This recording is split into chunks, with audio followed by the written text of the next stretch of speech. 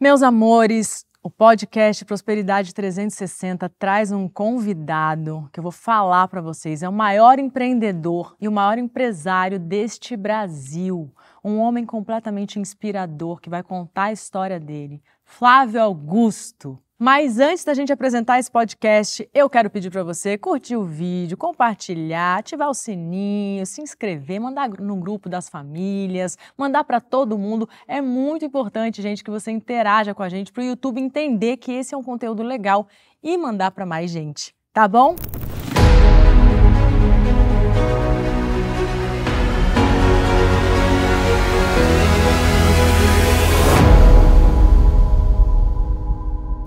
Olá, bem-vindos ao nosso podcast Prosperidade 360. Hoje é um dos podcasts mais incríveis que a gente vai gravar, porque ele é um cara para ser estudado realmente. Cada podcast dele é uma aula, cada vez que ele abre a boca ele dá uma aula de vida, de princípios, de vendas, de como ser um empreendedor num país como esse.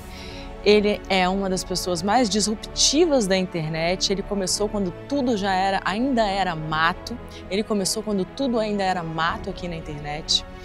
E ele é uma pessoa que transforma vidas. E eu estou falando de Flávio Augusto. Muito bem-vindo, Flávio. Luísa, que prazer. Bom, prazer estar aqui contigo. Um prazer muito enorme. bom estar por aqui. E hoje, gente, a gente vai mostrar o Flávio como você nunca viu. Comecei com violão aqui, não. Exatamente, começando porque o Flávio, eu nunca vi, se existe, alguém me manda aí, mas eu nunca vi. Você já tocou em algum podcast? Não me lembro, acho que não. Ai, que demais! Então a gente vai fazer um dueto musical, nós vamos fazer um feat. E o Flávio vai tocar comigo Over the Rainbow, valendo uma vaga na minha banda, porque se ele tocar melhor do que os meus músicos, eu vou tirar ele da trinca e a gente vai ter que fazer uma turnê por aí. Mas que responsabilidade, meu Deus do céu. Eu vou tocar violão com a Luísa Posse. E eu vou cantar com Flávio Augusto. É isso mesmo, Brasil. Estão preparados? Estamos preparados? Tomara que eu esteja. Tomara que eu esteja também. Então vamos lá. Muito bem, vamos lá, hein?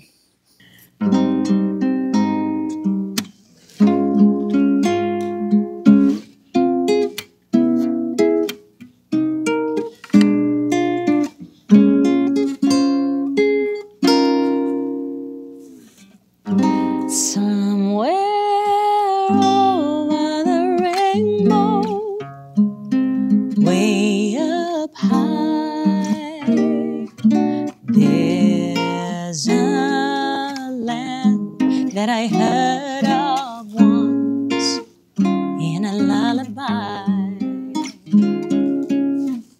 Somewhere over the rainbow, skies are blue, and the dreams that you dare to dream really do come true.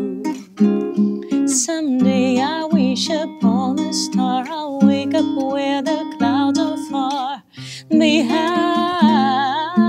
me, where troubles melt like lemon drops away above the chimney tops. That's where you find me, somewhere over the rainbow.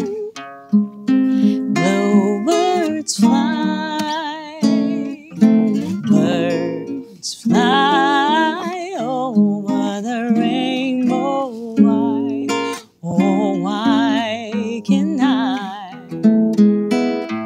Ooh,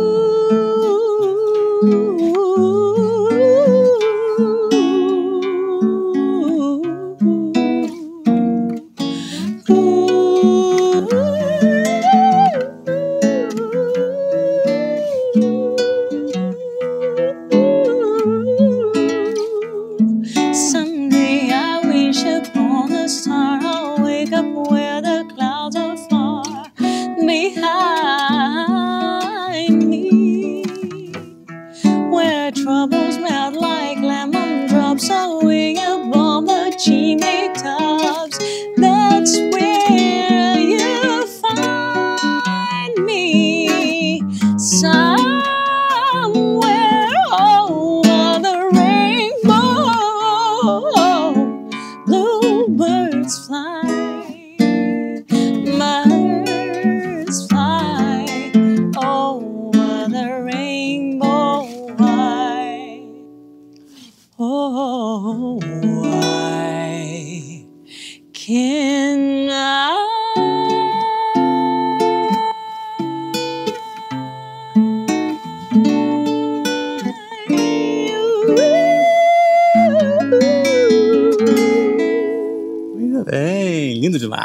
Muito lindos. Muito lindo.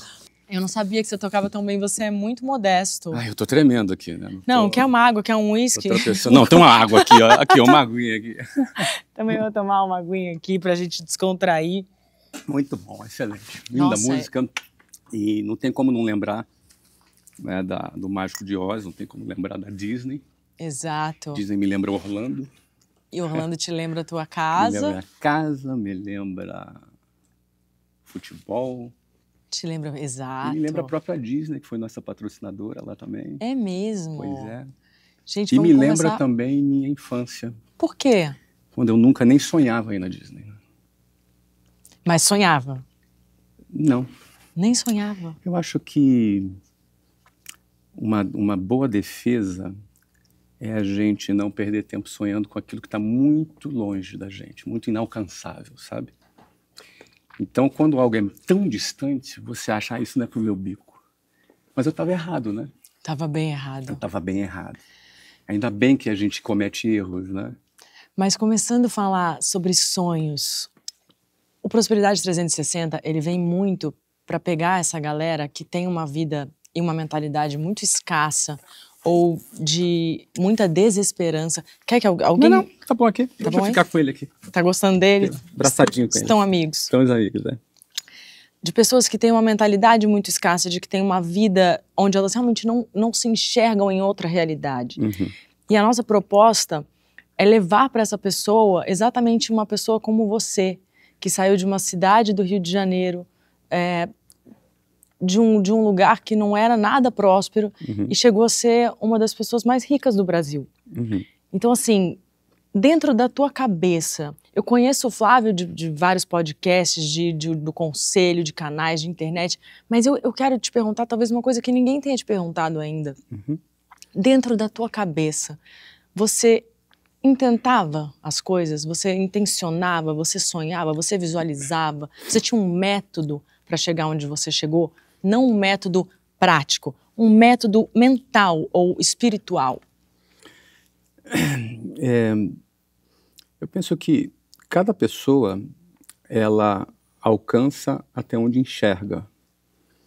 Então, como eu comecei aqui falando sobre que eu sequer desejava ou sonhava em visitar a Disney, porque aquilo era tão fora do meu alcance que eu nem desejava. Então as pessoas, elas não desejam aquilo que elas consideram que estejam muito fora do seu alcance, porque é sofrer. Sim. Você desejar algo que você não vai alcançar é impor a si próprio um sofrimento. E elas também não desejam aquilo que elas não sabem que existem. Elas não sabem que existe. Sim. Ou seja, como eu vou desejar algo que eu sequer sei que existe? Sim. E o ponto que eu queria, para concentrar na tua resposta, é dizer que o desejo é o início de tudo. Exato. Você primeiro precisa desejar algo. Então, como eu vou desejar algo que eu não sei que existe? Ou como eu vou desejar algo que eu tenho certeza que está fora do meu alcance? Uhum.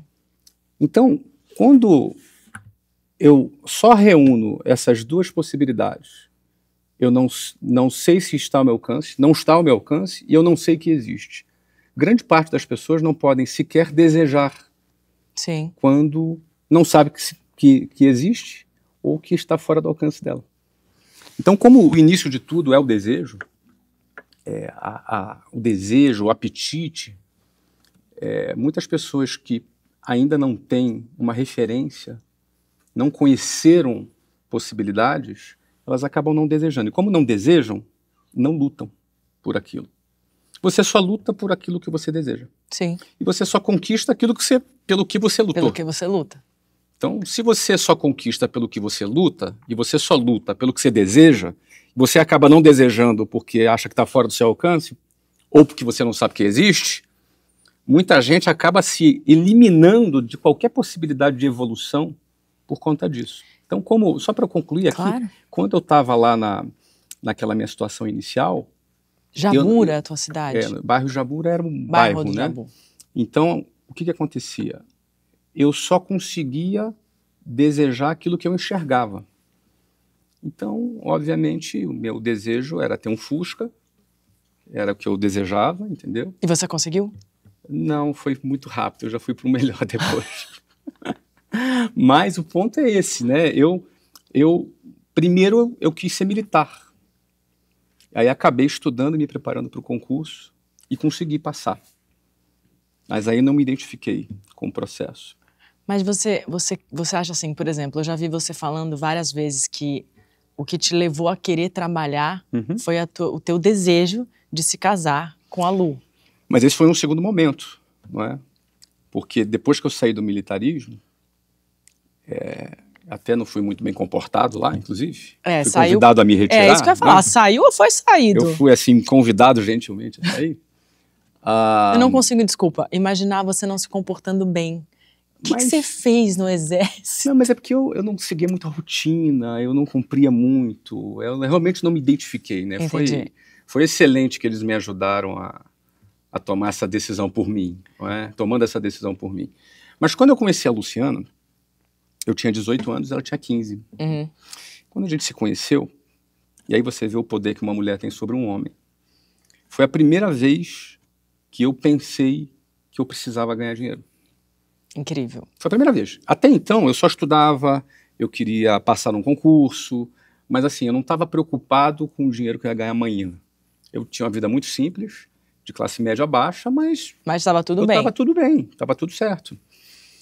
Mas quando eu conheci a Luciana, eu falei, não, eu preciso casar com essa menina. Eita. Quero passar o resto da vida. Onde vocês se conheceram? A gente se conheceu numa igreja. Olha. Ela tinha 17 e eu tinha... Não, ela tinha 15 anos e eu tinha 18. E ela casou, ela ainda era menor de idade? Quando a gente casou, eu tinha 20 e ela 17. Ela teve que se emancipar? Teve. Meu Não, eu também. Você também? Porque você não tinha menos de 21. Os pais tiveram que assinar para que a gente casasse. E você tinha certeza que ela era a mulher da sua vida e que você ia ficar para sempre? Eu tive certeza na primeira vez que a gente ficou junto. Eu tinha certeza que eu queria passar o resto da minha vida com ela. Ai, gente, que coisa linda. Já são 31 anos. São 34 anos dessa Que história linda. Data. Até porque a gente vai falar mais dela daqui a pouco, porque ela caminha junto com você profissionalmente. Mas quando eu falei, eu preciso ganhar dinheiro, porque eu precisava ter uma vida independente, foi quando eu vendi relógio. Comecei a vender relógio. Eu tinha um relógio, aí vendi o meu relógio, e aí comprei mais 2 relógios, e aí vendi os 2 relógios. Aí Aonde isso? No camelô, na rua? Comprei no camelô, comprei ali na... Não é? Depois já até comecei minha carreira internacional depois, né? Como assim? Como assim? Porque eu fui para o Paraguai comprar as mercadorias, entendeu? Então, minha carreira internacional até começou naquele momento. Né? Mas, assim, vendendo relógio, eu me recordo que, num determinado mês, eu ganhei um valor que era mais do que os meus pais ganhavam. Uau! E aí eu comecei a questionar, porque essa é a minha natureza, eu sou um cara muito questionador. Por isso que não rola o exército. Não rolou o militarismo por isso. Mas te ensinou alguma coisa? O militarismo? Muita coisa. Por exemplo? Para mim foi muito importante. A Marinha, né? Eu estive na Marinha, a Marinha me ajudou muito, as primeiras lições de disciplina eu aprendi na Marinha. Companheirismo, lealdade com os amigos, são meus amigos até hoje. Olha que máximo. São meus amigos até hoje. E eu sei que eu tô indo e voltando no tempo da cronologia, porque a gente está falando da Marinha, e esse ano você foi convidado para ser uma pessoa de honra lá dentro, para ser um conselheiro. A Marinha me nomeou embaixador. Embaixador da Marinha, de comunicação da Marinha no Brasil. Gente, isso é... Numa cerimônia com o comandante da Marinha, num navio de guerra, foi um negócio super bonito. E isso é uma cura, né, da tua própria história. Assim, eu internamente, eu acredito que o meu desligamento foi a minha cura. Olha! Porque não era para mim. Mas mesmo assim te ensinou? Me ensinou. Foi difícil para os meus pais, na época, né? Mas para mim foi muito importante. Para mim, a saída da Marinha foi muito importante. A entrada na Marinha foi muito importante porque me mostrou que eu podia passar num concurso. Eu fiz 3 anos de concurso. Uau. Eu era de escola pública. Então eu tive que ralar muito para conseguir entrar e conseguir. Eram 30 mil candidatos para 200 vagas. Era um negócio muito concorrido. E essas tuas vitórias, né, assim... Foi muito importante para mim. Porque aí ela vai te dando uma chancela, né? Isso. Eu sou capaz, eu consigo. E esse foi o primeiro ponto, o quanto eu era capaz de conseguir aquilo que eu poderia lutar Desejar. e desejar. Na realidade, foi o meu primeiro desejo e eu conquistei. Depois, meu segundo desejo foi me casar. Você percebe que eu comecei a desejar coisas que estavam ao meu alcance. Sim, ali no meu tua radar, visão. no meu campo de visão. Sim. E lutei por aquilo que estava no meu campo de visão. Só que cada vez que você sobe um degrau, aumenta a sua visão, você começa a enxergar mais. Claro. E você não deve parar de desejar. E aí você começa a descobrir coisas que você pode desejar que você nem sabia que existia. Que existiam. Porque você Então está num platô maior. Você está num platô maior. Então você começa a ampliar a tua referência. Você, como ser humano, aumenta o seu referencial. E aí você pode se atrever a desejar coisas novas, pelas quais você pode lutar.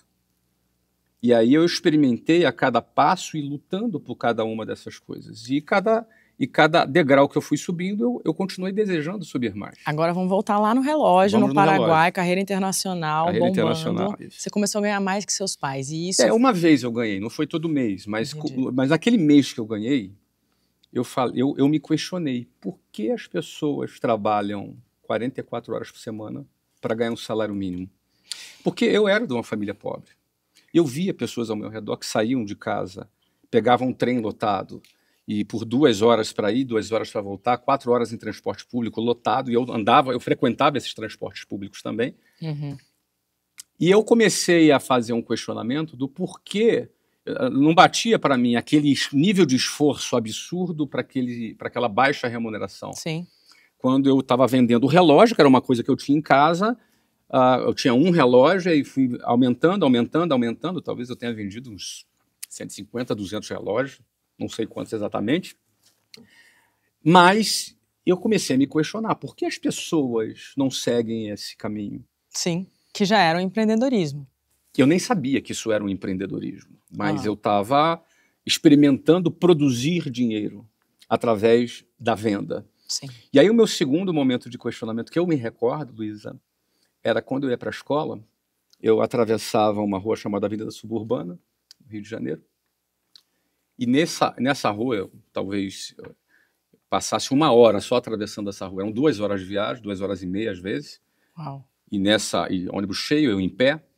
E nessa rua tinham vários bancos públicos nessa rua. Então, eu percebi que ao longo dos meses, existe uma data que você tinha ali vários velhinhos cortando o quarteirão, circulando o quarteirão numa fila para entrar nesse banco. E eu olhava aquilo e não entendia bem, até que um dia eu perguntei para uma pessoa do lado do ônibus o que era aquela fila. E ela disse, aquilo ali é a fila da aposentadoria. E eu olhei, Rio de Janeiro, verão, 35 graus ali de manhã. Para ser legal. Velhinhos ali numa fila cruzando o quarteirão. E para pegar a aposentadoria, que eu já tinha consciência que era muito pequeno. Um dinheirinho muito pequenininho. E eu olhei para aquilo e questionei. É isso que eu vou querer para minha vida? Não, eu decidi. Eu nunca vou ficar nessa fila. Eu nunca vou entrar nessa fila. E comecei a pensar que esse é um sistema cruel. Não vou entrar nessa fila. Eu não vou trabalhar 40 anos para terminar minha vida nessa fila. E aí essas coisas começaram a não fazer sentido para mim. Porque uma pessoa trabalhava 44 horas para ganhar um salário baixo, para ter ainda um desconto do seu salário e para depois receber uma merrequinha no final do ano. No final da vida. É muito injusto. E aí eu falei, essa vida eu não quero. Então, eu não vou seguir o arquétipo. O plano. O plano. Estuda, faculdade, arruma um emprego, 40 anos no emprego, INSS. Você fez faculdade? Eu abandonei a faculdade. Do que era? Era ciência da computação. E você acha não, me diga, se vender relógio foi a tua primeira experiência com venda e se ali você já começou a se formar como o grande vendedor que você é? Eu acho que eu ainda não tinha consciência daquilo. Tanto é que eu nunca planejei, quando eu estava vendendo relógio, vou abrir uma rede de lojas de relógio. Não, para mim aquilo era um bico. Entendi. Eu estava ainda dentro do arquétipo. Eu estava dentro do arquétipo. Ou trabalhava, ou estudava. Trabalhava, fazia a minha faculdade. Eu passei nas melhores faculdades. Eu era muito bom aluno, passei nas melhores faculdades. E, no final, eu não tinha ainda fechado essa lógica. Mas, aí fiz o vestibular, passei. Quando eu namorei, comecei a namorar a Luciana, foi quando eu falei, cara, eu quero casar. E aí eu comecei a refletir, pensar que saída eu poderia ter para ter uma vida independente ainda jovem. Uhum. E aí eu penso que às vezes, aí nesse momento o universo, né, Papai do Céu, ele te dá um caminho. E eu atendi um anúncio de emprego que não tinha carteira assinada, ou seja, estava fora do arquétipo, Aham. não tinha, era 100% comissionado, tinha que vender curso de inglês. E você já sabia falar inglês? Não falava nada de Imagina. inglês, eu era de escola pública. Sim. Nada de inglês. Mas era para trabalhar num curso de inglês como vendedor. E ali quando eu comecei a trabalhar nessa empresa, informal, ia para telefone público, orelhão, Com ficha. com ficha telefônica para ligar. Cara. E aí você pegava transporte público, Transporte passava público, 4 horas. 4 horas, ia para o centro do Rio, que era longe pra caramba, da periferia que eu morava. Sim. Bom, e ali eu comecei a aprender a venda profissional, como fazer a venda do ponto de vista profissional. Eu tinha experimentado a vender Informal. de maneira informal. Ali eu comecei a aprender de uma maneira mais profissional.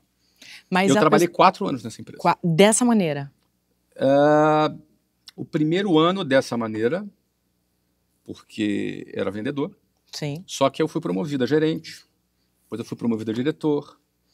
Depois eu, com 22 anos, estava ganhando $7.000 por mês. Uau! Isso para Brasil Não, e para da onde minha você veio, realidade, de exato. onde eu vim, era um ganho extraordinário. Ou seja, eu tive sucesso nessa carreira de vendas ali por 4 anos. Ou seja, dos meus 19 aos 22, eu tive sucesso ali. E aí foi quando eu decidi sair dessa empresa para fundar a WhatsApp, a minha primeira escola da WhatsApp, em 1995. Deixa eu te falar uma coisa. Outro dia, eu entrei numa farmácia no interior do Rio de Janeiro, eu estava fazendo uma turnê. E eu lembrei muito de você. Eu pensei muito em você. Por quê? Me conta. Porque eu entrei na farmácia e eu falei, sei lá, me dá uma Novalgina, me dá um paracetamol. E o cara falou assim, pô, só um paracetamol? Pede não sei o que eu preciso bater minha meta. Sei. E eu olhei pro cara e falei, você precisa ver um curso do Flávio Augusto. Eu fiquei tão chocada, porque assim... Aí eu queria muito te perguntar, porque nós temos uma coisa muito em comum, eu estudando a tua vida. Eu também nunca contratei alguém do sistema. Eu sempre peguei empresários que não eram empresários, mas que tinham características, né? Lealdade, coração aberto, vontade de aprender, e falei, é você. Não, mas eu não sei, mas vai saber. Mas eu sou um caminhão pequeno, você é muita areia, então vamos aumentar esse caminhão. E você conta que você faz isso. Então, eu queria saber, se você fosse eu, entrasse nessa farmácia e eu visse esse cara falando isso, claro que você ia comprar seu paracetamol e ia embora, mas se ele te pedisse um conselho, uma tática que pudesse mudar a vida dele como vendedor, porque claramente me deu vontade de nem comprar o paracetamol. Claro. O que você falaria para essa pessoa? Primeiro eu diria para ele que a meta dele não é problema do cliente. Não é? E que essa ansiedade que ele estava demonstrando, na verdade, ela mais desvende do que vende. E que vender é uma mistura de ciência com arte. Uau! Ela tem lógica, ela tem técnica, mas ela tem a parte da arte.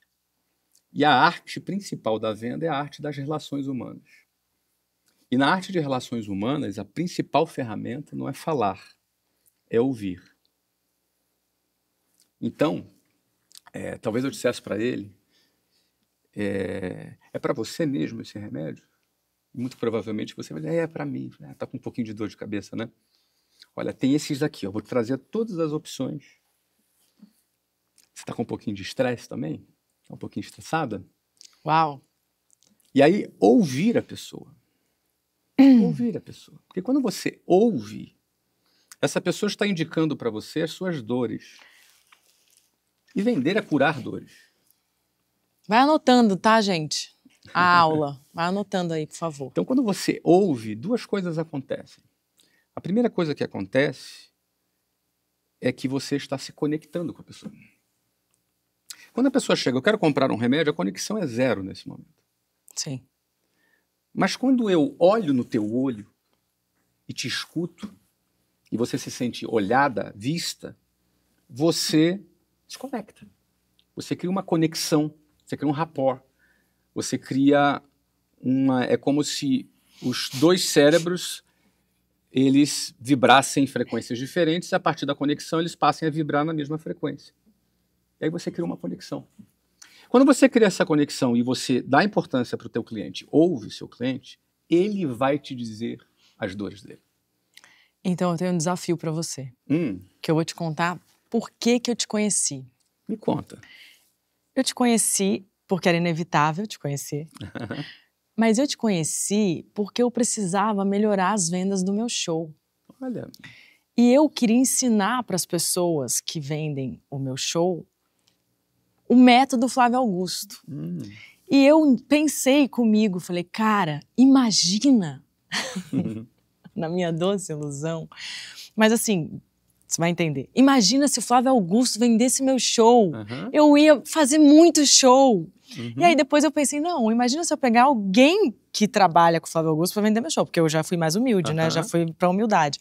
Mas já que você tá aqui bem na minha frente, vende o meu show para mim. Muito bem. Em primeiro lugar, eu te perguntaria, quem compra seu show? Empresas, para final de ano, para festa, para comemoração. Eu tenho um show que chama Festa da Luísa, que é um show animado, que tem um repertório amplo, que passa por pop, rock, samba. É um show animado para empresa. Esse é teu foco, Esse é meu foco, mais corporativo? Nesse momento. Tá. Venda para empresas, basicamente, é um modelo de venda chamado B2B, é o business to business. Então, a venda B2B, ela segue uma lógica um pouco diferente da venda B2C, que é business to consumer. Quando você vai vender para um consumidor direto. Não é? A venda B2C é quando você entende a dor de um cliente. A venda B2B é quando você entende a necessidade de uma empresa. E para você partir de uma necessidade de uma empresa, é importante estabelecer relacionamento. Numa venda B2B, o networking e o relacionamento, ele tem mais peso do que a dor de um consumidor final. No final das contas, é B2B2C. Sim. Porque no final das contas, o consumidor vai estar lá na ponta final, mas essa empresa, ela quer ou entreter o seu funcionário, ou criar um clima bacana, um momento bom para esse funcionário. Numa venda B2B, eu acho que é muito importante estar relacionado com quem compra. Então, por exemplo, geralmente quem compra é o marketing ou é o RH. É uma agência, é um interveniente. Sim, a agência é que vende para a empresa. Exato. Mas quem compra é um CEO. Então, geralmente é o CEO, geralmente é o RH da empresa. Geralmente é o marketing, é uma campanha de marketing que ele está fazendo. Isso. Não é? Então é importante primeiro identificar qual é o setor da empresa que vai comprar esse ponto. Uma agência pode vender, mas você também pode ter um time de venda direto na tua equipe. Sim.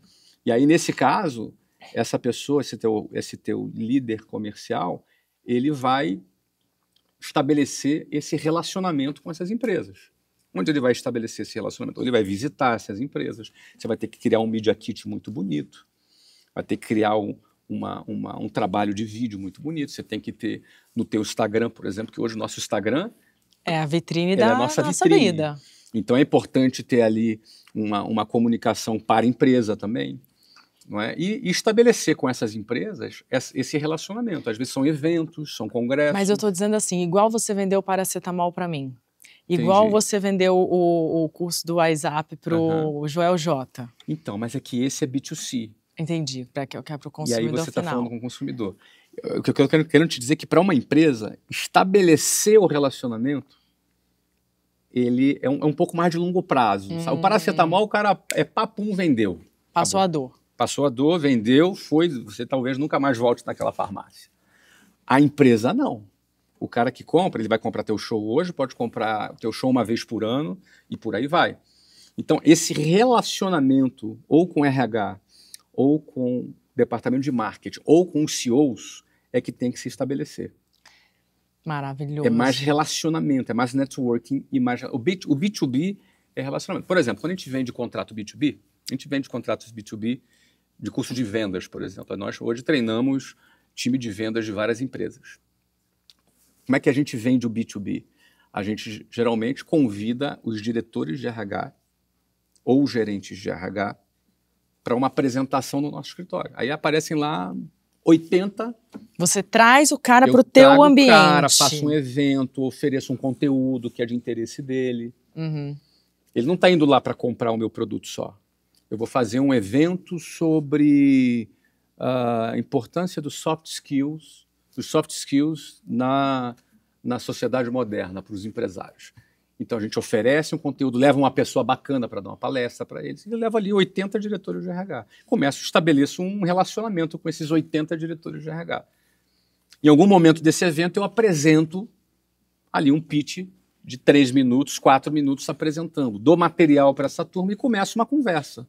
Começa um follow-up, uma ligação, uma conversa, uma reunião. Daqui a pouco você começa dos 80, você vai fechar 4, 5 contratos.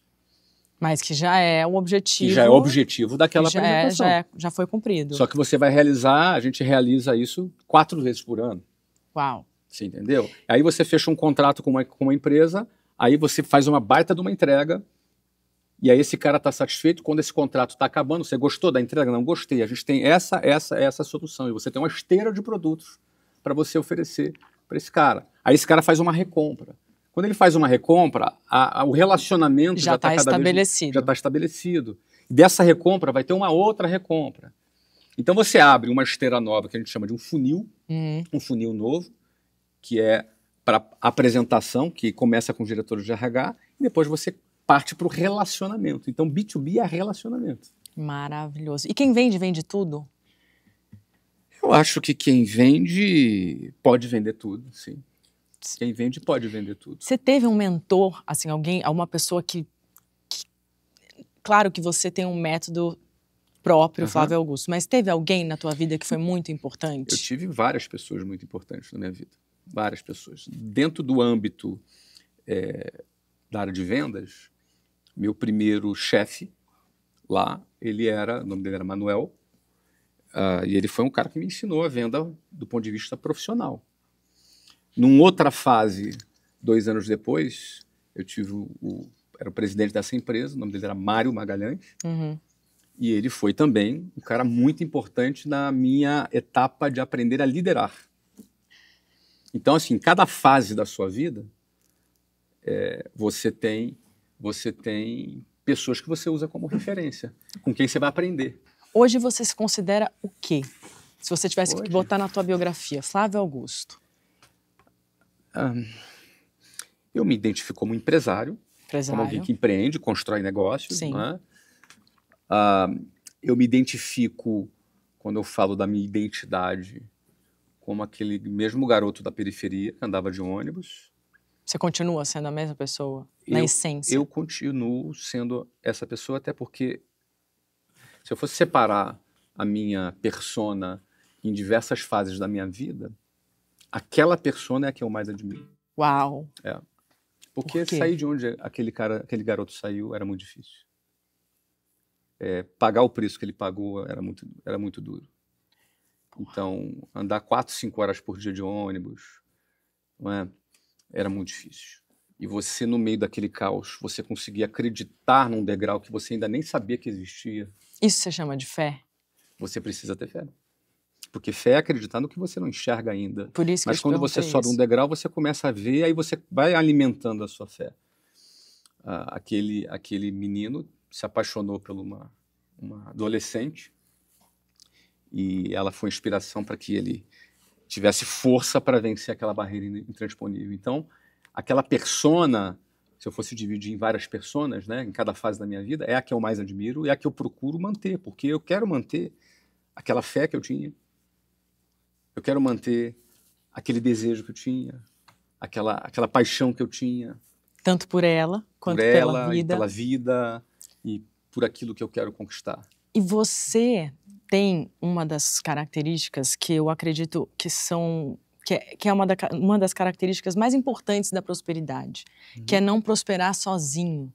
Tudo que você faz, você procura escalar, tanto em vendas quanto ensinar pessoas, treinar pessoas. Você nunca entra num negócio e tá sozinho, né? Você entra e vai gerando grupos. Aí você faz um podcast e vai gerando grupos. Você de repente está ali e tudo que você faz, as pessoas acabam abrindo outras empresas, virando bilionários, milionários. Isso é de propósito? Você pensa no compartilhar? Qual que é a tua cabeça em relação a não prosperar sozinho? Eu tenho dois lados. Primeiro, não tem graça fazer nada sozinho. E segundo, você não consegue fazer nada sozinho. Então você também tem um lado útil de compartilhar.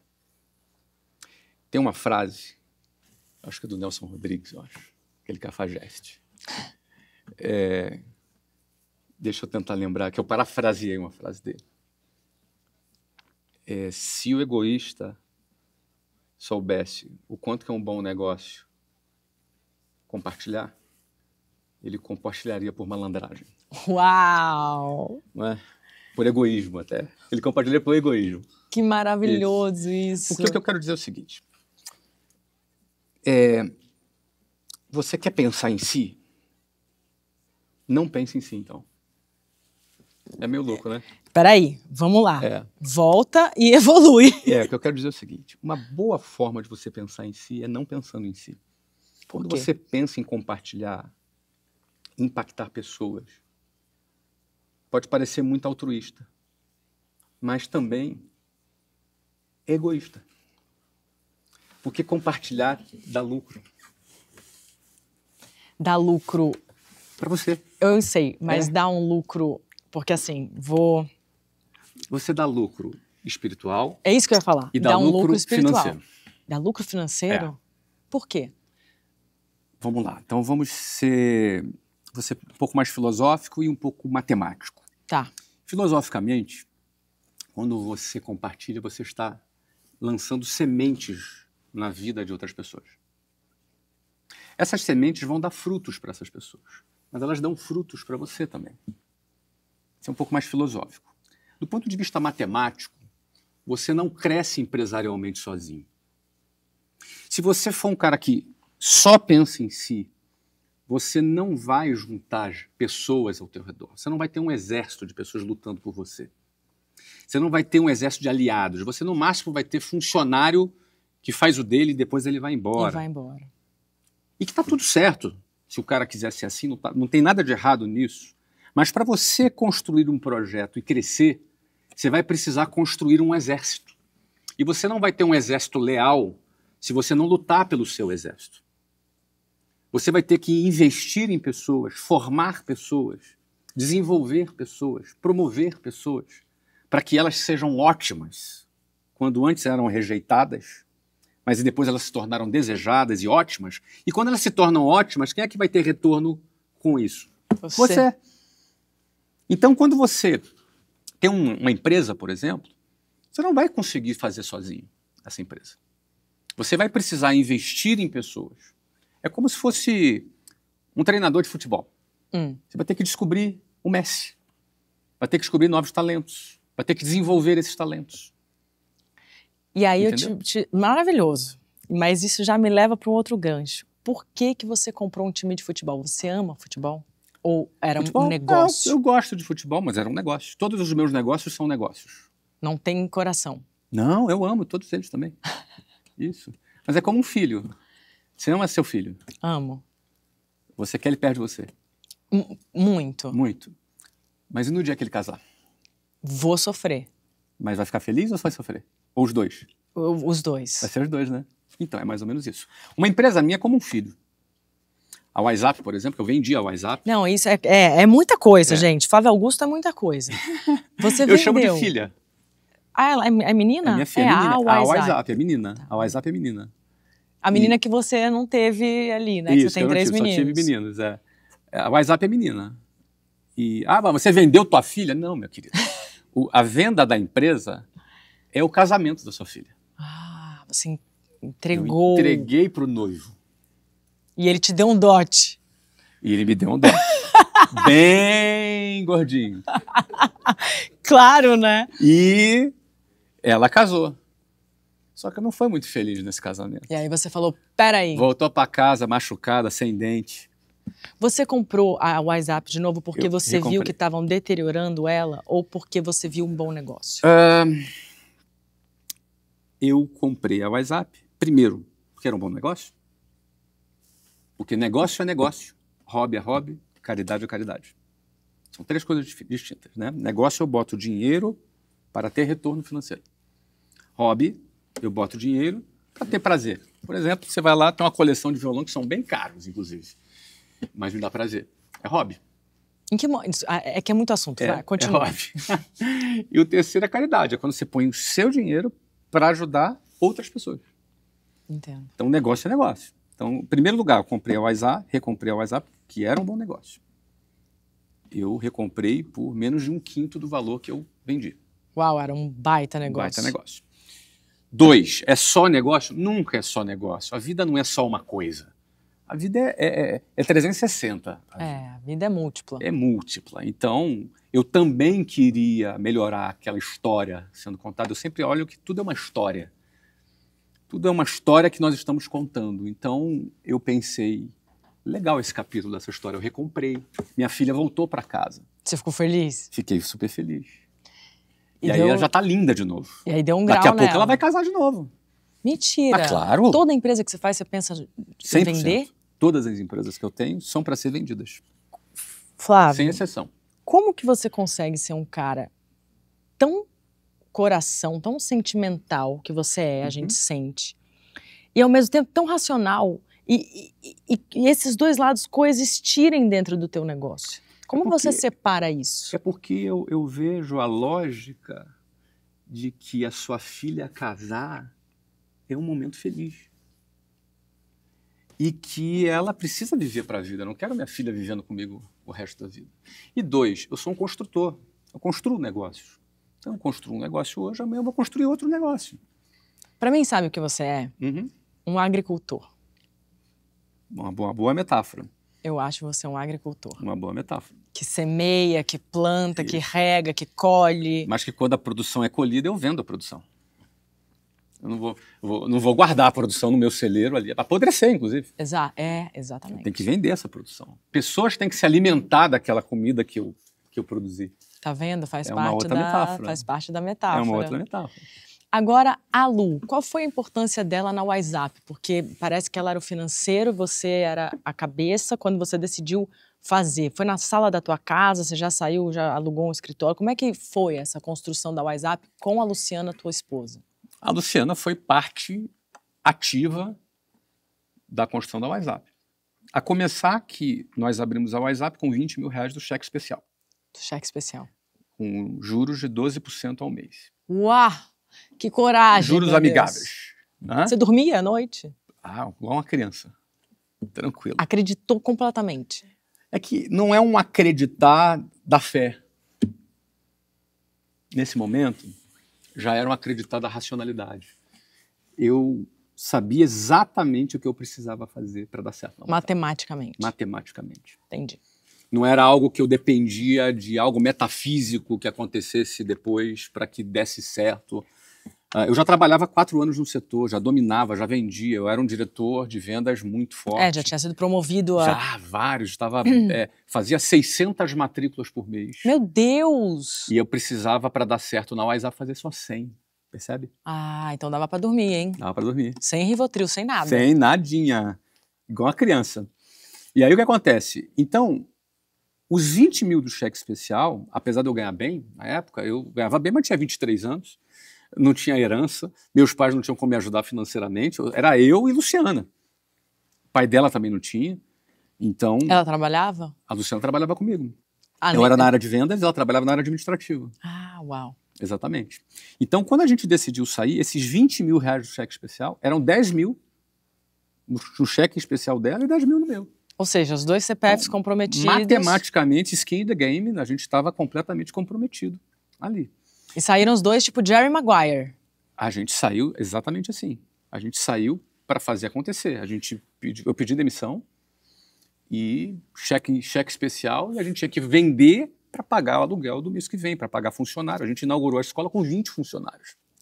Já, assim, grandão. Porque ou era grandão, porque se eu fizesse para eu dar certo, para se pagar, tinha que fazer 100 matrículas. E para fazer 100 matrículas, tinha que ter pessoas para cuidar de 100 alunos novos por mês.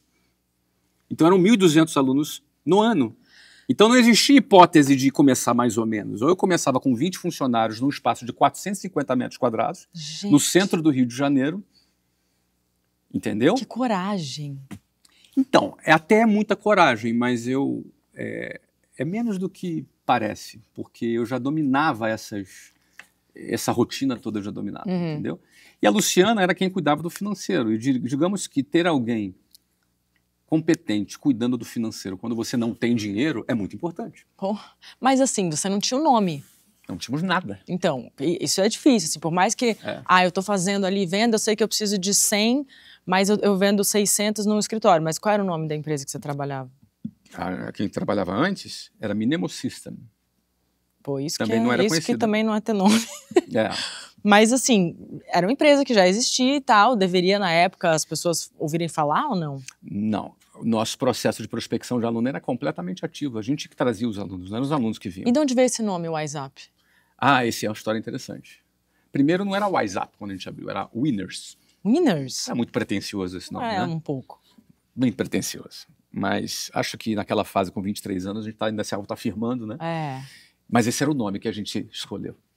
E a gente inaugurou a escola. 2 semanas depois, recebemos uma notificação extrajudicial dizendo que já existia uma escola com esse nome e mandando a gente tirar o nome, senão sujeito a multa diária de não sei quantos mil. Meu Deus!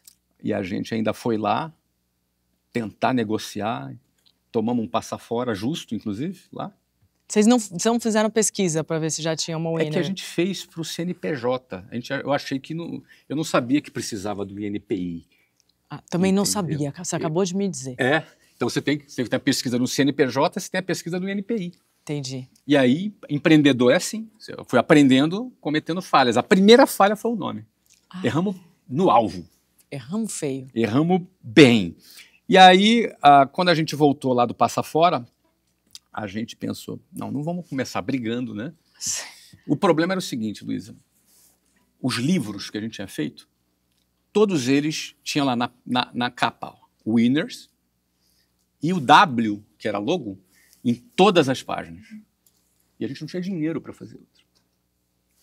E aí a gente falou, não, vamos trocar o nome. Foi uma tristeza enorme, mas vamos arrumar um nome com W, porque eu mantenho os livros, eu só troco a capa. Claro, então, inteligente. Tinha que ser com W. Aí fizemos um concurso lá, entre os professores, e aí vieram vários nomes. O único que estava liberado no NPI era o que eu menos gostava, que era o WhatsApp. E o que quer dizer o WhatsApp? O WhatsApp fica esperto, se liga, é super cool. O WhatsApp é super legal. Não, o WhatsApp é ótimo. É super legal. Cool, o significado, mas naquele momento, cara, é o WhatsApp, vai o WhatsApp mesmo. Vai aí o WhatsApp. Vai o WhatsApp mesmo, tá bom? E ficou o WhatsApp e a gente hoje adora o WhatsApp. E você fez o WhatsApp? Não fiz o WhatsApp. O que você fez para aprender a falar inglês? Eu estudei sozinho, né? Você é super autodidata. Comecei a estudar. É porque o que acontece? O método da WhatsApp que a gente ensinava, eu utilizei. Só que eu não fui para a sala de aula, não é? Porque eu fiquei... Não era a sua cara. Não era... Assim, quando eu comecei a estudar, foi quando eu fui para a Austrália e fiquei lá quase 1 ano morando na Austrália. Então eu fui estudar, eu fiz umas 3 horas de aula por dia, pelo menos. Me fala uma coisa, eu tenho tanta coisa para te perguntar que a minha cabeça vai e volta. Mas assim, como que você consegue... Você já me falou que você morou em vários lugares, que você vai, mora, a Luciana também super desprendida, mora, os filhos também não sofrem, é uma maravilha. Mas como que você tem uma empresa tão grande, tantas empresas, e elas conseguem sobreviver sem, né, o olho do... Como é que é? Quando o dono engorda o boi. É no negócio do gado. Então, como que você consegue ficar fora? Como que você tem esse desprendimento de ficar fora? Eu concordo, o olho do dono engorda o boi. Obrigada. O olho do dono engorda o Eu boi. concordo com essa frase, mas aqui hoje em dia, o olho não é só pessoalmente, né? Mas não é só hoje em dia. Quando é que você começou com essa história de morar Então, fora? Foi em 2005. Então, não tinha negócio de... Tinha Skype já. Tinha Skype? Já dava? Já dava. E você acha que o Skype era suficiente? Ou teve alguma Não crise? Ó, vamos lá. Quando foi 2005, eu inaugurei o WhatsApp em 95, 2005, 10 anos de WhatsApp. A gente fez uma festa linda lá no Morro da Urca para comemorar 10 anos da WhatsApp. A gente tinha 100 escolas Uau! com 10 anos. Já tínhamos ali uns bons 3 mil funcionários. Quantos na rede. alunos? Devia ter ali uns 20 mil alunos, Gente. talvez 30 mil alunos. Cheque especial? Não, Foi, ali não, já- não, mas foi ali- rapidinho o cheque O especial? cheque? O cheque especial foi em 95. Eu abri a segunda escola em São Paulo ainda em 95, no mesmo ano, com o cheque especial também. A partir das outras, a gente praticamente não usou mais. Porque a gente começou a gerar caixa e o Aham. próprio negócio foi Foi financiando se o pagando. negócio. Mas 10 anos depois, ele já estava muito bem, o negócio Sim. já faturando milhões de reais. Nesse momento, eu achei super importante que a empresa funcionasse na minha ausência. Achei super importante para que essa empresa tivesse, de fato, valor, que ela funcionasse na minha ausência. Então, a gente sempre gostou de viajar, a gente gosta dessa aventura e a gente decidiu ir para a Austrália. E a gente escolheu a logo Austrália. ali. É isso, exatamente. Escolheu a Austrália por um motivo muito simples. É que é na Austrália. É longe pra caramba, né? Eu queria ficar longe, mas achei que você ia pra Sorocaba, Não, entendeu? Sorocaba é muito pertinho. A mensagem para a equipe é assim, ó, eu tô na Austrália. Cara! Pra você ter ideia, a Austrália é longe do Japão. São 12 horas de voo do Japão. É do outro lado do mundo, mas A é 12... Austrália é um pouco antes do Planeta do Pequeno Príncipe. Pois é. É uma estação antes. É uma estação antes. Você desce puxa a Você cordinha puxa do a cordinha busão. e desce uma antes. É. Exatamente. Ah, Então, a Austrália é longe. Essa era a mensagem que a gente queria. E a gente planejou ficar 1 ano lá. Nesse momento, meu filho mais velho tinha 5, o segundo tinha 3. Eu sempre trabalhei muito, numa intensidade muito grande. Eu falei, cara, eu quero ter um tempo com meus filhos também. Vou ter um isso tempo mais- pesava? Não me pesava. Era algo que eu achava que era o tempo, porque eu penso que na vida não existe equilíbrio. Obrigada por dizer isso, Na Flávio. vida existe conciliação, Conciliação. não equilíbrio. Porque quem busca equilíbrio vai se frustrar. Não dá para equilibrar. Você tem 80 papéis diferentes na sua vida. Você não vai conseguir equilibrar. Uma hora você vai deixar o pratinho cair, sabe? Você vai rodar o pratinho e ele vai cair. Então, eu entendo que existem acordos, conciliações. Então, vamos combinar todos aqui, que a gente vai focar nisso aqui agora, porque depois a gente vai colher fruto disso. Uhum. Eu acredito nisso. Então, eu penso que de uma determinada época, eu viajei pra caramba, trabalhei pra caramba, a Luciana segurou as pontas em casa. Naquele momento, eu queria um tempo com a família. Então, aquele foi um novo acordo. Então, eu acho que a gente vai fazendo acordos com as partes. Quando a gente faz um acordo, vamos todo mundo se sacrificar nisso aqui, porque depois a gente vai ter esse benefício, é muito melhor do que eu criar expectativas que eu não vou conseguir cumprir. Claro. Eu não vou conseguir equilibrar. Sim. Então é melhor a gente ser realista e fazer acordos, e de acordos em acordos a gente vai avançando na nossa vida. Muito bom. Então na Austrália eu passei esse tempo com a família. E aí eu ia ficar 1 ano. Então os primeiros 6 meses foram muito bem. A empresa continuou crescendo. E eles ficaram de boa. Você trabalhou o psicológico Ficaram deles. de boa, eu voltei, eu viajava de 2 em 2 meses para o Brasil para tocar, fazia minhas reuniões de 2 meses, fazia uma agenda de reuniões por semana pelo Skype, já tinha Skype em 2005, e do primeiro semestre foi muito bem. Segundo semestre o resultado começou a cair. E aí? Aí a gente botou o rabinho entre as pernas e botou no Brasil. Uma boa. Deu errado. Não estamos prontos ainda. E aí voltou a subir. Voltei e voltou a subir. Quando você voltou a subir. Isso, voltou a subir. E eu cheguei pro meu time e falei, olha, eu quero pedir desculpas a vocês, eu não estava preparado para deixar vocês sozinhos. Vocês também não estavam preparados para ficar Isso. sozinhos. Então, mas a culpa é minha. Eu Claro, errei. você é o Achei líder. que vocês estavam preparados, não estavam. Uau. Entendeu? Você tem essa humildade. Era humildade, mas era um baita de um aperto para eles, né? Eu vi o chefe dizendo que voltou porque eles não estavam preparados, né? Não, você disse que você que não estava Sim, preparado. eu disse, mas quem entende também Entendi. Quem entendeu que entende- eles também não estavam preparados. quem entende, Eu não estava, entende. eles também não estavam. Sim, exato. Né? E Existe- aí o que acontece? Aí voltei. E realmente eu não estava preparado, eles não estavam preparados. E aí a gente voltou, aí eu voltei, trabalhei mais em 2016, 2006, 2007, 2008, 2009 eu fui morar nos Estados Unidos. Aí você já estava preparado. Aí eu estava supondo que estava preparado. Ah, E aí o negócio voou. Aí eu estava. e aí conseguiu ficar Aí lá. Eu consegui ficar, os 3 anos que eu fiquei direto lá, até aí os 3 anos redundaram na venda da empresa. Existiram crises ou não? Que tipo de crise? Que tipo de crise? Na Na empresa? empresa, né? Não, no nunca no teve. meio do caminho existiram A problemas? gente teve, assim, não, eu chamaria de crise porque foi uma variável, mas não foi uma grande crise. Em 1999, a gente teve um descompasso de fluxo de caixa por alguns erros de gestão que eu cometi, e depois a gente foi lá e consertou. Não dá nem para chamar de crise, né? Mas eu poderia ter quebrado naquele momento se eu não tivesse consertado, não é? Em 1999. Mas, assim, a gente nunca quebrou, a empresa sempre cresceu, sempre avançou. E aí o time de futebol? Vamos para o time de futebol. O futebol foi quando eu fui para os Estados Unidos em 2009, meu filho mais velho começou a jogar futebol lá. No teu time? Não, eu não tinha time. Ah, entendi. Ele começou a jogar Começou futebol. a jogar futebol lá. E aí eu comecei a acompanhá-lo nos jogos. Uhum. E comecei a observar o comportamento dos americanos e de todo mundo que ia acompanhar seus filhos. Era lotado de gente. Como aqui? Mais do que aqui. Mais do que aqui? Mais do que aqui. Eles são mais fervorosos do que aqui? Os jogos das crianças... Ah, tinha, das assim, crianças. 800 pais, 1000 pais Que assistindo. isso? Era um negócio assim que me chamou muito a atenção. Uhum. E eu comecei a perceber que existe uma dinâmica na economia americana em que os pais investem muito no esporte. Tem as bolsas, né? Por Por causa da causa bolsa. de esporte. Por causa da Ah, bolsa. por causa da bolsa eles Exato. investem. Eu sempre me perguntei por que os Estados Unidos ganhavam muita medalha. Aquela minha mania de me questionar. Sim. Sempre me perguntei por que os Estados Unidos ganham tanta medalha Nas nas Olimpíadas. O governo investe. Não é o governo que investe. São os pais que investem. Uau, não sabia Mas disso. os pais investem incentivados pelo quê? Pela bolsa na faculdade. A faculdade é muito cara nos Estados Unidos. Uma anuidade custa de 50 a 70 mil dólares por ano e o americano médio não tem esse dinheiro para pagar. A gente tem uma visão de que o americano é super rico. Não. O americano médio vive no financiamento.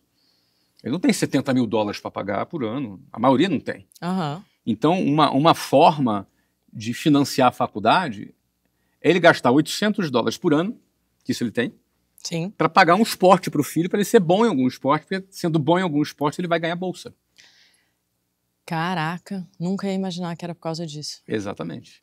E aí eu via esses pais todos envolvidos, eu achei aquilo muito interessante, comprei pesquisas, isso era em 2012, e percebi que o futebol já era o esporte mais praticado nos Estados Unidos. Tinham 5 milhões de crianças entre 5 e 17 anos praticando futebol. 5 milhões? Isso, mais do que futebol americano, mais do que beisebol, mais do que basquete. O futebol americano, as crianças batem a cabeça, né? Horrível. Os pais não querem que eles pratiquem esse esporte. Eu também não ia querer. Tem criança que morre. Que isso? Tem criança que morre, tem criança que fica paralítica, tem criança que fica tantando a cabeça, enfim. Infelizmente, Flávio. você bate cabeça com cabeça, capacete com capacete, não faz bem. Que isso? Então os pais não querem que os filhos pratiquem. O beisebol é chato pra caramba. É lento. E não dá pra entender. É chato. Eu não entendo até hoje também. Também não. É chato. Vai ali, corre aqui, bate É chato ali. pra caramba. A nova geração não gosta. O Ai, que público bom. do beisebol, inclusive, é mais velho. Então é um esporte que está envelhecendo. E o basquete, se você não tem 1,90 m, você tem uma barreira genética muito grande para Eu jogar. tentei jogar. Não, eu mas tenho. você... Eu tenho 1,59 m. Eu achava Não, que você eu pode era jogar, mas não... Eu achava que eu era uma grande jogadora. E a minha melhor amiga, olha o que ela fazia, Sim. Flávio. Ela fazia assim. Ela era tão incrível, ela era chefe do time. Qual é o nome? Capitã. A capitã. E ela fazia assim. Eu era armadora, né? Obviamente. Sim. Aí ela fazia assim: vem aqui, você vai ficar no banco. Porque você é minha melhor jogadora. Você é minha. Ela fala assim: você é minha arma secreta. Você vai ficar no banco porque eu não posso te cansar. Então você vai ficar aqui no banco porque eu vou precisar de você, eu vou precisar te usar. E nunca me botava pra jogar. no time das Vikings. Eu fiz um time de basquete. Então, só para dizer que a gente pode sonhar, mesmo tendo... Eu tinha ali 1 metro, eu era a menor da sala. E eu sonhava, eu era a arma secreta. Mas enfim, o basquete você tem que ter uma genética. Mas nos Estados Unidos é acima de 1,90 m para você ter chance de jogar na NBA. E você tem que ser muito bom se você tem 1,90 m. Ou seja, você tem uma barreira genética muito grande. Então o futebol acabou ganhando muito espaço. Quando eu percebi isso daí, eu comprei uma outra pesquisa para analisar o futebol profissional. E vi que em 2012, a média de público nos estádios nos Estados Unidos eram 50% maiores do que as médias de públicos do Brasil. Nossa, eu nunca ia imaginar isso. Nem eu e nem ninguém imaginava. E essa era a parte boa. Porque todo fenômeno ainda não percebido é um fenômeno ainda não precificado. Em outras palavras, está baratinho ainda. Então, aquilo determinou para mim que era um timing para entrar no futebol nos Estados Unidos. Foi por isso que eu comprei um clube lá. Eu tinha acabado de vender o WhatsApp, comprei o Orlando City, fui lá no Real Madrid, contratei o Kaká. Não é? Kaká foi a nossa estrela.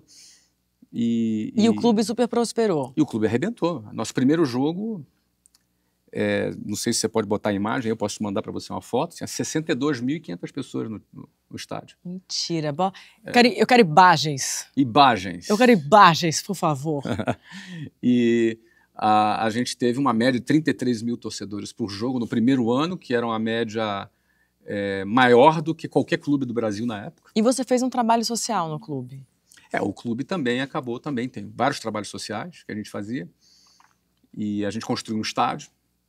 Então construímos um estádio. Nada que você entra é para fazer pouca coisa. Isso, nada é pequeno. Construímos um estádio para chamar de nosso. E tá lá até hoje. Aí você vendeu. Você não tem apego. Mas apego não, ela precisa casar. Meu filho, ela precisa casar. O Orlando City era menino. Era menino. Era menino, então ele casou bem? Casou bem, muito bem. Não voltou para trás? Não, tá ótimo. Inclusive, excelente partido. E aí, por que você entrou na internet? A internet eu entrei em 2010. Não, era tudo mato, né? Tudo mato, 2010, e era pelo seguinte, lembra que eu falei que em 2009 eu fui morar lá? Sim. Lembra que eu disse que a empresa deu certo, começou a crescer? Sim. Então, eu trabalhava 12 horas por dia. Quando eu fui para os Estados Unidos e a empresa deu certo na minha ausência, eu passei a trabalhar 12 horas por semana. E te deu um pouco de tédio? Muito tédio. Nossa, imagina uma pessoa como você devia ficar, gente. E aí, não gostei muito dessa ociosidade. E aí, o Facebook estava entrando no Brasil, naquela ocasião. E aí, eu fiz uma conta no Twitter, no YouTube e no Facebook. 2009, você está falando? 2010. 2010. E aí, eu falei, eu vou fazer o seguinte, deixa eu começar a me comunicar com essa galera nova. 2010, eu estava com 38 anos. Eu falei, eu vou fazer o seguinte, eu não quero ficar aqueles velhos... no conselho, que não trabalha, que saiu da realidade, né, sabe? Deixa eu ficar antenado, deixa eu... Porra, mas aqueles velhos com 38 anos tá pegando pesado, hein? Mas não, porque eu não disse que 38, mas daqui pra frente eu ia ficar só no conselho. Não ia ficar mais jovem. Não ia mais, daqui pra frente, né? E eu falei, deixa eu fazer o seguinte, deixa eu me conectar com essa juventude, deixa eu conversar com eles, deixa eu aprender. E outra coisa é o seguinte, Luísa, quando você tá na tua empresa, a gente já tinha uns 7 mil funcionários. Todo mundo acha lindo o que você faz. Sim. Todo mundo elogia o chefe. Você entendeu? Eu queria estar na internet e ser xingado um pouquinho. Sério? Você entendeu? Eu queria assim, não, cara, tudo errado você está falando. Você é um maluco. E você não teve isso? Para não estragar aqui teu podcast, né? Mas você não deve ter tido isso. Mas claro que eu tive. Você teve isso? Claro. Mas baseado em quê? Mas não precisa ter base. Não precisa ter base. Na internet. É verdade, não precisa ter base nenhuma. Na internet não precisa ter motivo. Não, imagina. E você queria passar por isso? Não, eu queria o seguinte, eu queria convencer. Você queria continuar convencendo. Eu quero convencer, eu quero mostrar, eu quero ser contrariado, eu quero usar argumentos. Você entendeu? Entendo. Então a primeira coisa que eu entrei foi no Twitter, que era o inferno da internet. Não, o inferno é hoje, né? Hoje você fala bom dia, por quê? Por quê, exatamente. Então, começamos ali. Depois eu fui para o YouTube, que é outro lugar também super hostil. A gente fazia vídeos e teve super audiência na época, foi super rápido, né? E aí o que acontece? O ponto é que a minha entrada na internet, ela teve um propósito. Eu falei, eu vou fazer o seguinte, eu vou agora dividir o que eu sei e deixar para contribuir com as pessoas. E a minha pretensão era só essa. Que é o teu propósito. Isso é o meu propósito de vida. Eu vi você falando outro dia no Instagram, numa caixinha de perguntas que você responde super, né? A pessoa falando, pô, você nem precisava mais estar aqui. Eu preciso, E você está aqui. O que a pessoa fala que eu não preciso porque ela pressupõe que precisar é não precisar de dinheiro. Sim. Mas como se o dinheiro fosse a única necessidade do ser humano. Então, o senso de propósito, ela é uma necessidade básica do ser humano. Então, eu tenho como definido para mim, meu propósito de vida é aproveitar a minha vida com as pessoas que eu amo e impactar pessoas. Já que você acha que eu sou agricultor, né? Lançar semente. Né? Lançar semente e impactar pessoas. E não deixar no celeiro para estragar. Não deixar no celeiro, ela vai estragar. Então, assim, a internet, ela se tornou, para mim, um meio que eu possa impactar pessoas. Então, hoje eu falo com 40, 50 milhões de pessoas por mês em todas as minhas redes. Em todas as redes. Eu vi você falando pro Ícaro que você saiu do YouTube, você se arrependeu disso, você voltou... O YouTube é uma baita plataforma. Né? Eu comecei no YouTube, ele teve 15 milhões de views no primeiro ano em 15 vídeos. Isso tudo em 2011, orgânico? Tudo orgânico. Gente. Tudo orgânico. É que eu fui muito pioneiro, entendeu, Luísa? Não tinha muito o que ver também. Era um empresário. também. Hoje tem muitos empresários, e que bom que tenha. Tem que ter muitos mesmo. Eu acho que eu fui o primeiro empresário a botar a cara para fora, porque o brasileiro, o empresário se esconde. Sim, ele não quer ser visto. Ele tem vergonha do sucesso. Você acha que ele tem vergonha? Ele tem culpa pelo sucesso, ele tem vergonha do sucesso. Ele entrou na pilha da sociedade, entendeu? Você acha que o Brasil é um país onde a gente não é ensinado a prosperar? Isso é no mundo inteiro, Lisa. No mundo inteiro?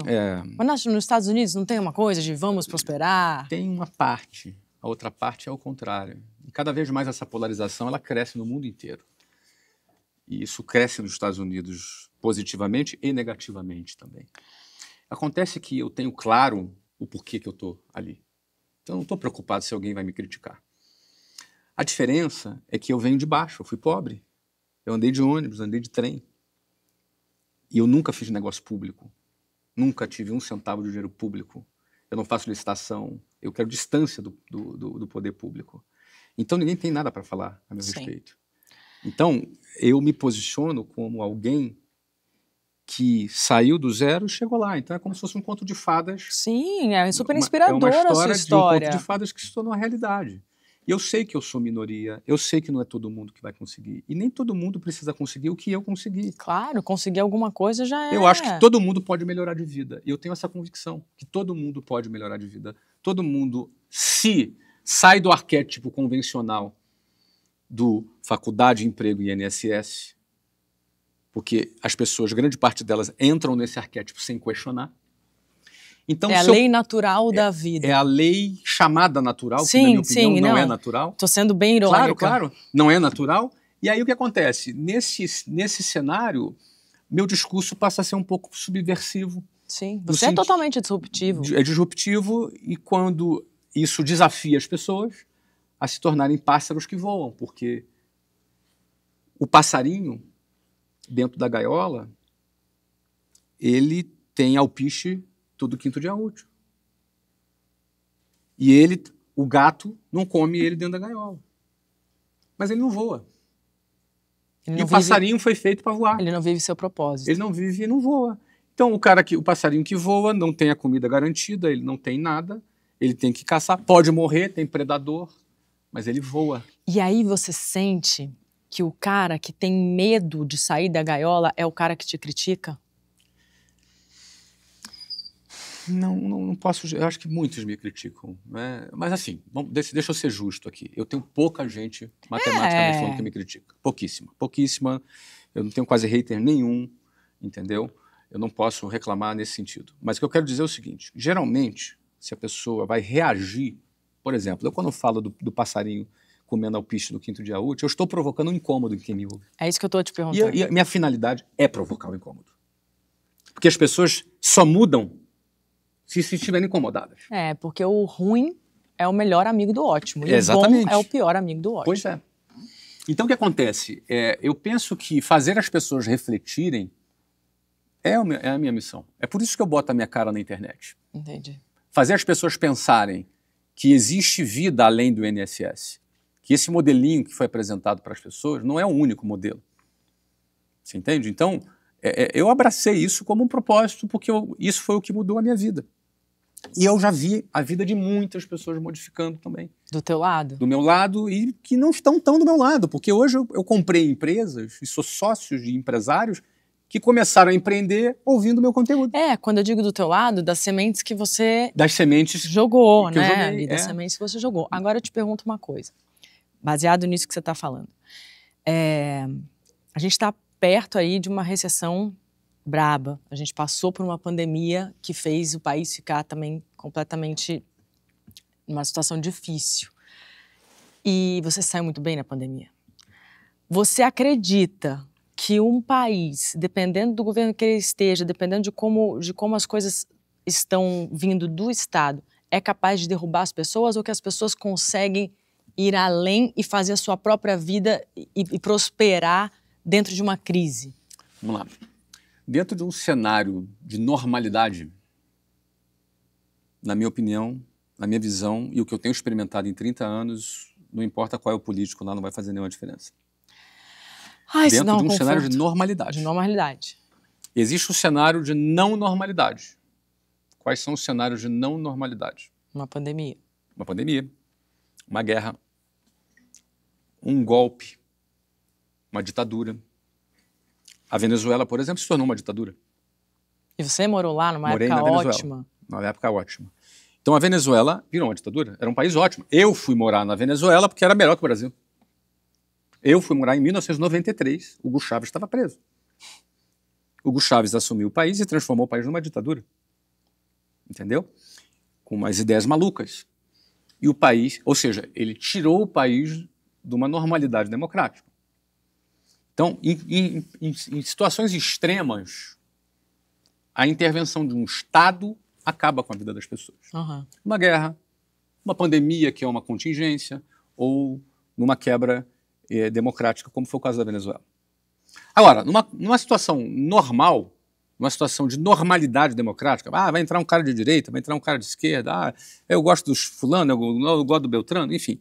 As diferenças são pequenas. Sim. E dentro dessa normalidade, eu digo que eu fundei a minha empresa em 1995, era Fernando Henrique. Cresci no governo Fernando Henrique. Não por causa dele, por causa do meu trabalho. Sim. Aí ele foi reeleito, eu cresci de novo. Aí saiu o Fernando Henrique e entrou o Lula. Aí eu cresci também com o Lula. Aí Lula foi reeleito. Aí eu cresci com o Lula. Aí foi eleito a Dilma. Eu cresci com a Dilma. Aí a Dilma foi reeleita. Eu dobrei a meta. Entendeu? E aí o Temer entrou. Eu cresci com o Temer. Entrou o Bolsonaro. Eu cresci com o Bolsonaro. Lula tá aí. Eu cresci com o... Ou seja, não importa qual é o... Eu vou escolher um adjetivo legal, carinhoso. Importa quem é o panaca que está lá. O meu trabalho não depende deles. E o problema é que de 2 em 2 anos tem eleição. De 2 em 2? É, porque tem para presidente e tem para governador. Tá. 2 em 2 anos tem eleição. E de 2 em 2 anos, os discursos políticos vão tentar sempre sequestrar as pessoas da sua vida, dizendo, se fulano ganhar, acabou. Acabou para você. Então, aí tu pensa, cara, fulano não pode ganhar. Fulano pode ganhar. E Meu aí, negócio vai acabar. deixa eu abandonar aqui meus shows, minhas empresas, vou abandonar tudo, porque, cara, vamos ajudar, porque fulano não pode ganhar, porque se ganhar... Ó, o Brasil não vai virar uma Suíça se fulano ganhar, e nem vai virar uma Venezuela se o Beltrano ganhar. E você vai continuar no teu... E eu vou continuar trabalhando. Isso tudo que eu estou falando funciona dentro de uma normalidade. Fora guerra, fora uma pandemia, e fora um golpe, uma quebra democrática. E mesmo na pandemia você cresceu? Na pandemia a gente conseguiu, com muito sufoco, dar uma virada e a gente cresceu. Como é que você fez isso? Porque você é uma das únicas pessoas. A gente tinha 420 escolas físicas, né? E todas fecharam, né? E para manter essas pessoas? Os professores, a equipe, os alunos? Manteve o quanto teu. E a gente transformou tudo em online e virou tudo para o online. Saímos de 80 mil alunos para 400 mil alunos na pandemia. Então a gente conseguiu... Porque as pessoas também tinham mais tempo para estudar. E tinham mais ociosidade, tinham que procurar algo que fazer. Mas a gente teve que reorientar o foco da empresa para isso. Se isso não tivesse acontecido, se eu tivesse ficado apegado Você não tem apego, né? Já te percebi isso. Eu tenho apego ao crescimento. Anotou? Anotou? Eu tenho apego ao que é necessário para a gente crescer. E você manteve esse online depois que a pandemia passou? Mantivemos. E as escolas voltaram a abrir. Esse ano estamos inaugurando 65 escolas. Mas mesmo assim manteve online.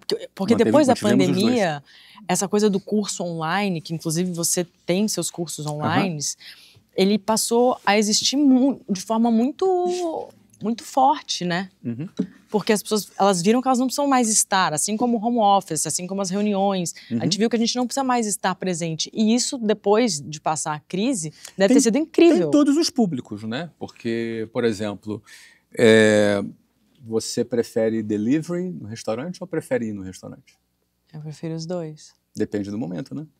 Tem momento que tem que ser delivery, tem momento que tem que ser presencial. Então, cada produto tem seu espaço, tem seu objeto de consumo. Então, tem hora que você quer ir num restaurante legal e tem hora que você quer receber na tua casa.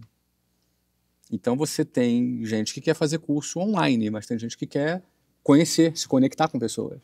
Mas essa coisa do curso online veio mais depois da pandemia. A gente já tinha começado antes, mas da pandemia para frente foi um ponto de inflexão aí para os cursos online. Né? E nesse tudo que você fez, você começou a estudar violão, a música entrou na tua vida como? A música entrou na minha vida com 11 anos de idade, eu comecei a tocar violão. Sozinho, autodidata também? Revistinha? Sozinho, toquei na igreja, também tocava na escola. Aprendeu sozinho?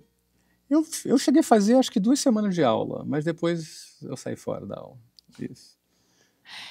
Vamos terminar com uma música que para mim ela é uma bula que a gente deveria ler todo dia antes de sair de casa como propósito de vida, que é Trem Bala. Linda essa música. Linda, né? Ana Vilela foi muito feliz em fazer essa música. Ela mandou muito bem. Então vamos lá, hein?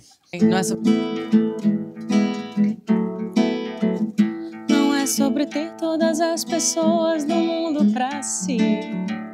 É sobre saber que em algum lugar alguém zela por ti. É sobre cantar e poder escutar mais do que a própria voz. É sobre dançar na chuva de vida que cai sobre nós. É saber se sentir infinito num universo tão vasto e bonito. É saber sonhar e então fazer valer a pena cada verso daquele poema sobre acreditar. Não é sobre chegar no topo do mundo e saber que venceu. É sobre escalar e sentir que o caminho te fortaleceu. Também não é sobre correr contra o tempo pra ter sempre mais. Porque quando menos se espera, a vida já ficou pra trás. A gente não pode ter tudo. Qual seria a graça do mundo se fosse assim? Por isso eu prefiro os sorrisos e os presentes que a vida trouxe pra perto de mim. Não é sobre tudo que o seu dinheiro é capaz de comprar, e sim sobre cada momento, um sorriso a se compartilhar. Também não é sobre correr contra o tempo pra ter sempre mais, porque quando menos se espera, a vida já ficou pra trás. Segura teu filho no colo, sorri e abraça teus pais enquanto estão aqui. Que a vida é trem-bala, parceiro, e a gente é só passageiro prestes a partir.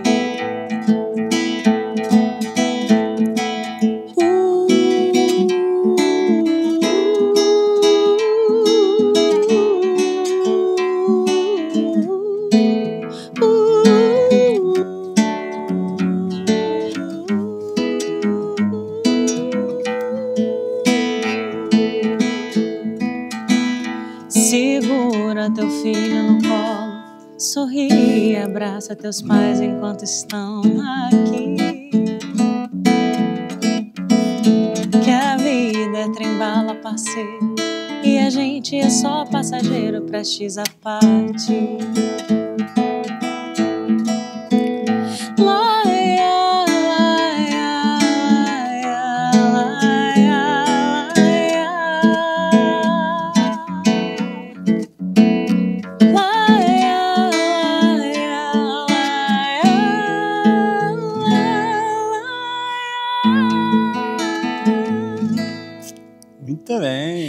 Muito bom! Bem, Luísa. Parabéns. Muito bom. Flávio, eu queria que você deixasse uma mensagem para as pessoas que estão assistindo a gente. Não, Luísa, eu quero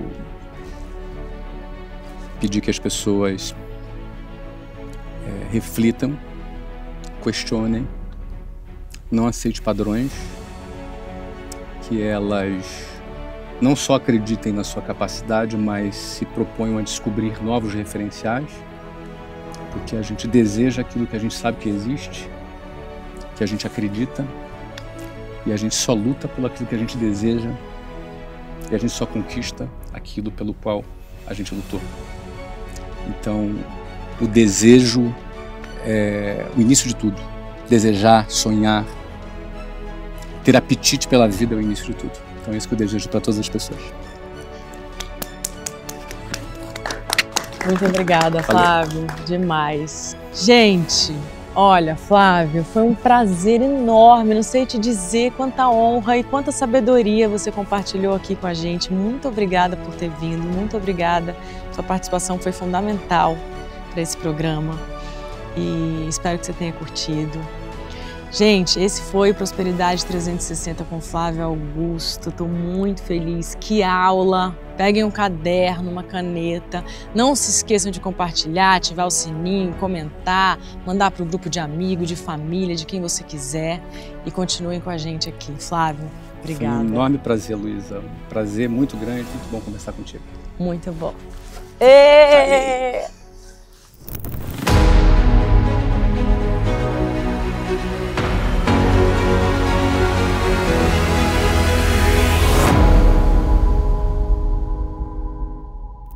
Olha, por trás das câmeras desse podcast tem muita gente boa trabalhando com muito gás. E eu faço questão de agradecer e dizer quem eles são para vocês. Primeiro, nós temos a equipe da YAD Filmes, Felipe Sottoni e sua equipe, os Estúdios São Paulo, Vando Mantovani, Reinaldo Mantovani, Esther Batista, Thaís Gomes e a equipe da Helena Produções, Dani Tabarelli, Dani Namur, Patrick Pontes, Thelma Cosselo e Gabi Nascimento, e o diretor desse programa, Cris Gomes.